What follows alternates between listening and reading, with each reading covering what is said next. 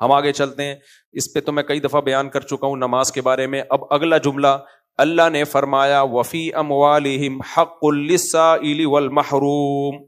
یہ بہت اہم آیت ہے.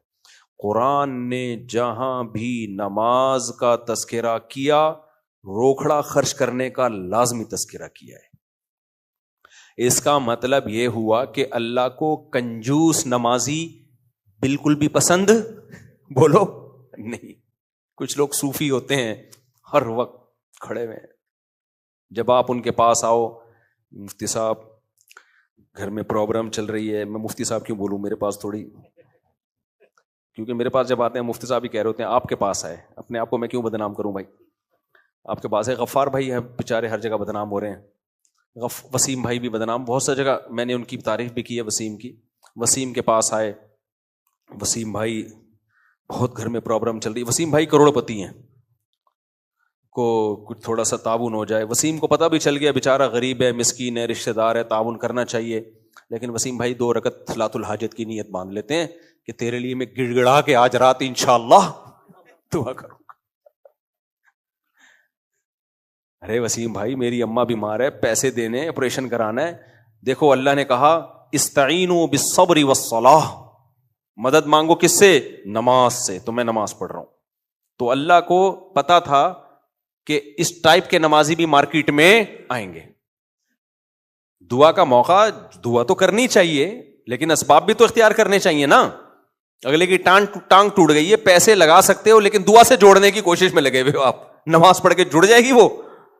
ہمارے حضرت واقعہ سنایا کرتے تھے نا، ایک آدمی کا کتا مر رہا تھا، یہ رو رہا تھا، بہت زیادہ رو رہا تھا. کسی نے پوچھا کیوں رو رہا ہے؟ کہہ رہا ہے یار میرا اتنے سالوں سے کتا پالا ہوا ہے، مر رہا ہے، مجھے اس سے بہت محبت ہے.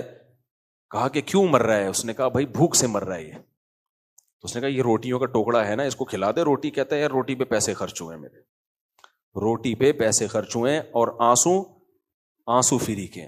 تو ایسے ایسے لوگ ہیں دنیا میں، روکھڑا نکلتا ہی نہیں کمبختوں کی جیب سے، نہ ماں باپ کے لیے نکلے گا، نہ بہن بھائیوں کے لیے. بیوی پہ بڑے کنجوس ہوتے ہیں، بیوی کو نہیں کھلا رہے ہوتے، ایسے گن گن کے ہر وقت رکھا ہوتا ہے انہوں نے پیسہ، نہ بھائیوں پہ خرچ، نہ بہنوں پہ خرچ.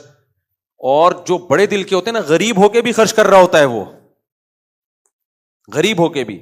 دیکھو خرچ کرنے کا حکم صرف امیر کو نہیں ہے، یہ دماغ سے نکال دو، غریب کو بھی ہے. غریب، اور اب غریب خرچ کیسے کرے گا؟ حدیث میں بہت آسان ہے، فرمایا اتقوا النار ولو بشق تمرۃ، جہنم کی آگ سے اپنے آپ کو بچاؤ، کچھ نہیں تو آدھا کھجور صدقہ کر دو. یار کھجور ایک کو بھی نہیں، آپ نے فرمایا 2 حصوں میں ڈیوائڈ کرو، آدھا کیا کر دو. یہ اس لیے نبی نے فرمایا کہ اس سے زیادہ غریب کون ہوتا ہے دنیا میں. تو غریب کروڑوں نہ خرچ کرے نا، تھوڑا کر دے بھائی، 5 روپے دے دے. تو یہ اس لیے نہیں ہے کہ انسانیت کو فائدہ پہنچانے کے لیے، وہ بھی ہے. اصل صدقہ خیرات کا حکم اس لیے ہے کہ اللہ دیکھنا چاہتا ہے کہ مجھ سے محبت میں مالی قربانی دینے کے لیے تیار ہوتے ہو یا نہیں ہوتے ہو. ہم سمجھ رہے تھے غربت کے خاتمے کے لیے اللہ نے زکوٰۃ کا حکم دیا، وہ بھی ہے، غربت بھی ختم ہوتی ہے، غریبوں کو فائدہ بھی ہوتا ہے، غریب بھی اللہ ہی کے بندے ہیں. لیکن اسلام میں صدقہ اور خیرات کا اصل فلسفہ یہ بولو نہیں ہے. اصل یہ کہ اللہ کو خوش کرنے کے لیے، جیسے لوگ آپ کو کسی سے محبت ہو جائے تو وہ کہتا ہے نا کہ یار قربانی دو میرے لیے، یہ تو قربانی ہے، چاہے اس کو ضرورت ہو یا نہ ہو، قربانی دینی ہے آپ نے. کہ اللہ کہتے ہیں اس کے دل میں اللہ کی محبت زیادہ ہے یا دولت کی محبت زیادہ ہے؟ ورنہ آدھی کھجور سے کیا فائدہ ہوگا یار کسی کو؟ کیا خیال ہے بھائی؟ آدھی، یار تو میری گھڑی بھی خراب ہوئی ہوئی ہے، یہ اس کو سیل ڈلوانے کے لیے نا یہ بھی رکھ لیں تاکہ 28 ہو گئے. تو اللہ تعالیٰ نے جو حکم دیا ہے نا صدقات و خیرات کا، یہ آیت کا پہلے میں ترجمہ کر لوں. اللہ فرماتے ہیں یہ نماز بھی پابندی سے پڑھتے ہیں. وفی اموالہم حق للسائل والمحروم، ان کے مالوں میں مانگنے والوں کا اور جو نہیں مانگتے لیکن مستحق ہیں ان دونوں کا حق ہے.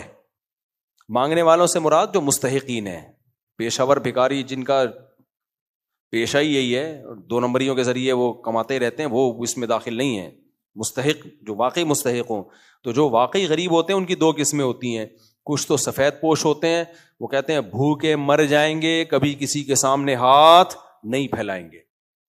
اور کچھ ایسے ہوتے ہیں جن میں اس لیول کا توکل نہیں ہوتا، وہ اپنی حاجت ظاہر کر دیتے ہیں، بھائی بڑا مسئلہ ہے ہمارے ساتھ یار، یہ پرابلم چل رہی ہے.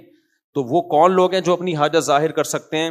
ان کے بارے میں اصول یہ ہے کہ جس کے پاس 2 ٹائم کا کھانا ہو، چاہے بالفعل ہو یا بالقوہ. بالقوہ کا مطلب ہے نہیں لیکن اتنی طاقت ہے، کما سکتا ہے، گیتی ہاتھ میں، اس کو پتہ ہے آج دہاڑی لگ جائے گی میری، اس کے لیے بھی شریعت میں مانگنا جائز نہیں ہے. اگر آپ کے پاس رہائش کا انتظام ہے اور 2 ٹائم کے کھانے کا آج کا انتظام ہے، کل کا نہیں ہے، کوئی بات نہیں، کل کا کل دیکھا جائے گا، آج کا بھی 2 ٹائم کا نہیں ہے، اور کوئی بڑی بیماری بھی نہیں ہے.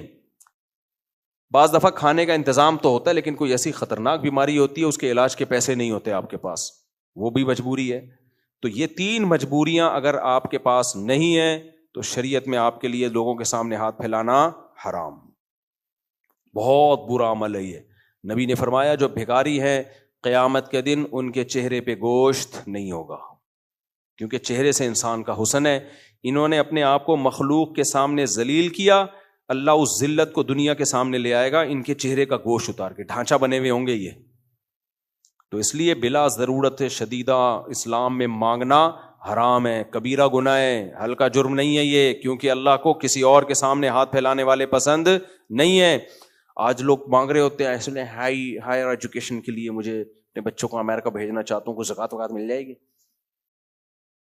کیا آپ یا آپ کے بچے قرآن سیکھنا چاہتے ہیں؟ جو حضرات ابھی تک قرآن کریم نہیں سیکھ سکے یا اپنے بچوں کی قرآنی تعلیم کے لیے فکر مند ہیں تو گھر بیٹھے 30 منٹ روزانہ دے کر قرآن کریم تجوید اور ترجمے کے ساتھ سیکھ سکتے ہیں اور حفظ بھی کر سکتے ہیں.